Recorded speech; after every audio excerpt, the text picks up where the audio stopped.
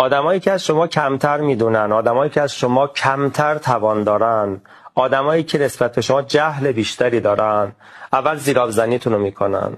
2 شروع میکنن حیثیت شما رو به باد دادن. 3 شروع میکنن شخصیت شما رو تخریب کردن.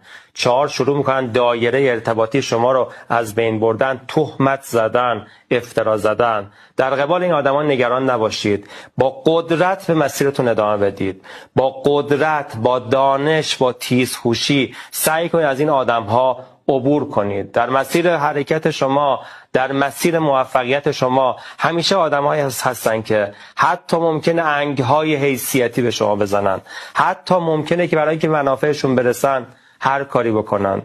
آروم باشید، با آرامش قدم بردارید، تیزهوش باشید، اما نترسید. شما موفقید.